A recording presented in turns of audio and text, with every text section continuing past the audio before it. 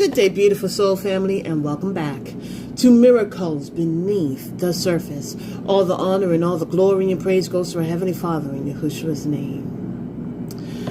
Beautiful soul family, this message comes with a disclaimer. Okay? I am a truth seeker. I'm a child of God. And the disclaimer is that I am not by any means insensitive to how a person is taught. I say again, I am not insensitive to how a person is taught. But there comes a time frame where a person has got to let go of the excuse of the he said, she said. Now, this message is about something that is very important. It's in dealing with our salvation. In my own life, I have heard a certain phrase, a certain wording. And as we get ever so more mature in our faith as a believer, as a child of God, it's about understanding the meaning of our words. It's about understanding that every I is dotted and every T is crossed. And speaking of cross, it's about understanding the beauty of our salvation. You know, there's a difference between give and take. And I'm sure in your life by now, you have experienced either being a giver or a taker. You see, our Heavenly Father loved us so much that He gave His only begotten Son. It wasn't taken. He gave. From the very beginning, in Genesis, we understand that due to manipulation, there was a ransom that needed to be paid. You know what? As I've mentioned this in other messages, a ransom. When I hear about the word ransom, what comes to your mind? Well, I'll tell you what comes to my mind. When I hear the word ransom, immediately what comes in my mind is that something was taken. Something of high value was taken. And it was taken by someone who was opportunistic, has an opportunistic mindset. Someone that is filled with wrath and envy and jealousy. And all they think about is bringing forth discord so that way they can somehow come out a winner in the end.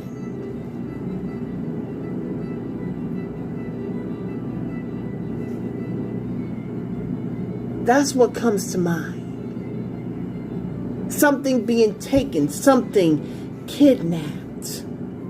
And so a ransom has to be paid in order for there to bring back balance. You see, when our Heavenly Father created mankind, He also blessed mankind with dominion. Not over just one kingdom, but all. Okay? But with the manipulation of Satan the devil, that was kidnapped and held hostage. We lost the keys of everlasting life. Upon eating of that apple, not only was Adam and his wife's eyes was open, but the clock started to begin. You see, there was no clock in reference to them eating of the trees throughout the garden, but see, as what was warned, our Heavenly Father said, if you eat of the tree of good and evil, you will surely die. And upon eating of that apple or eating of the fruit, consuming of the tree of good and evil, the clock began.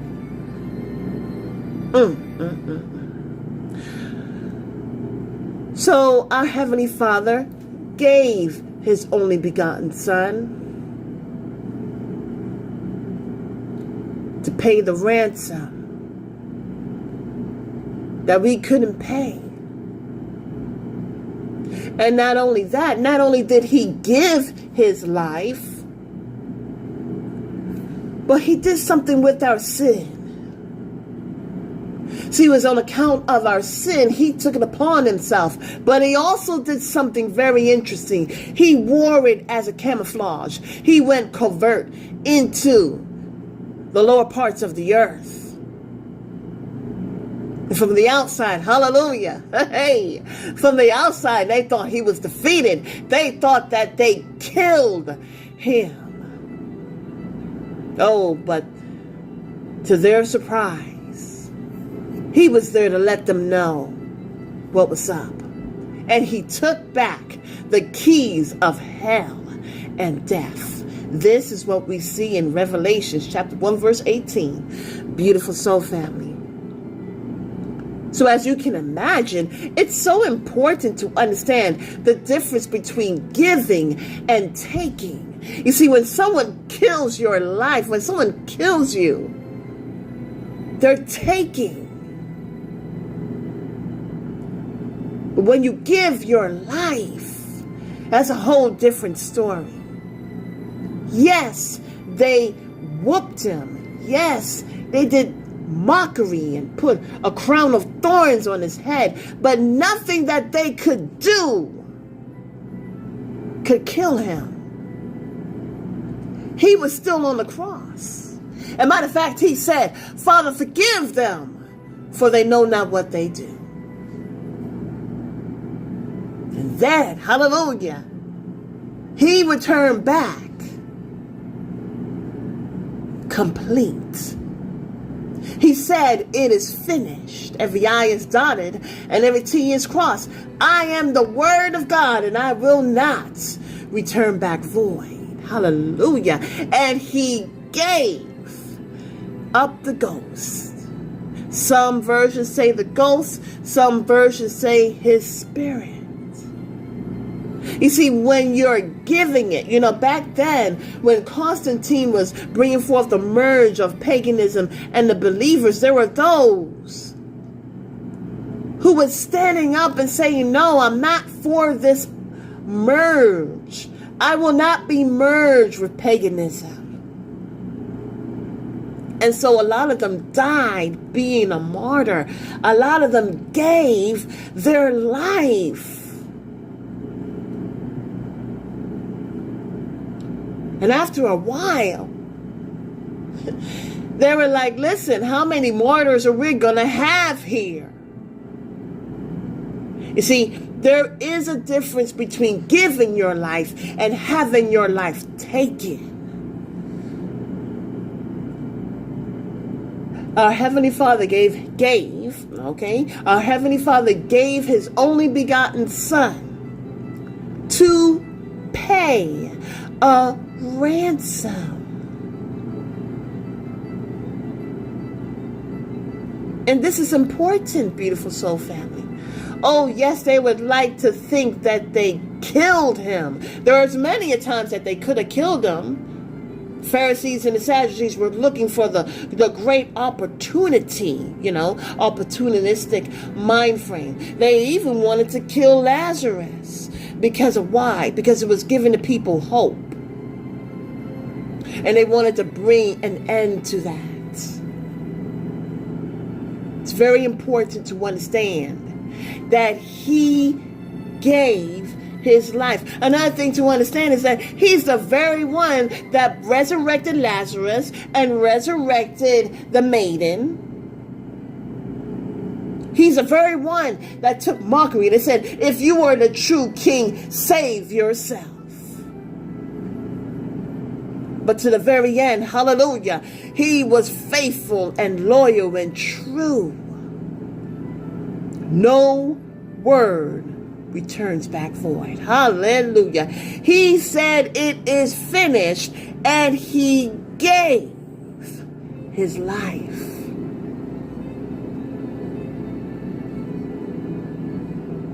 You see, we can sort of downplay things when we don't understand the true meaning of such words. This is why we have to go into the Bible and understand for ourselves. Pray, Holy Spirit, please show me what I need to know. I need the concentration. I need the nourishment. I don't need anything watered down. I don't need anything pacified. I need the truth. Because the truth is what sets me free. Hallelujah. There's a reason, hallelujah, why the helmet is of salvation. Because no matter what, it's the one thing that even though there's so many things trying to bombard our minds with distractions, we will come to understand that, you know what? I have a king, hallelujah, that gave his life. There are so many people that would love to kill your dreams. There'll be so many people that would love to kill your hope, your faith. They would like to bury you. They would love for you to die. But see, you're a seed of the Most High Yah. And although you're buried, it's just part of the process. They can't take your life. We hear about this in the account of Job. Our Heavenly Father says, you can touch all things, but don't touch his soul. Don't touch his soul. Beautiful soul family, as I said. They would like to think that they killed him. But can you really take something, hallelujah, that is given? He gave his life. They didn't kill him. Hallelujah. They didn't kill him. Let's go to Matthew. Let's go to Matthew chapter 27, verse 50. You see, there's a difference. In paying a ransom, let's go back to the whole kidnapping scene. Okay? Someone kidnaps, takes something, and they're demanding payment, a ransom. Okay? Now, in order to bring forth the trade, they would have to receive the amount of the ransom. Correct? Because at any moment, they could easily just go and take. But see, that's not what it's about. That's not how a ransom is. And we see this in different movies, okay? A ransom is about the perpetrator taking something of value.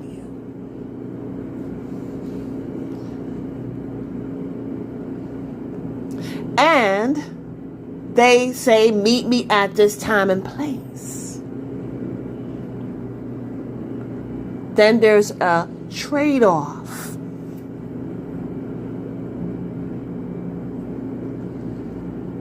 When the ransom money is taken, then there is a trade. But usually, it doesn't happen that way. So I've seen in the movies, And God forbid that this happens to someone in real life. Because it has happened in real life. It's happened to you. It's happened to me. But our King and Savior gave his life. See, that's another thing. When there's so many of these totalitarian, these presidents, these officials, government officials, and they like to start wars, right? Battles. And like their father, who still kills and destroys, he is so into letting someone else take the beat.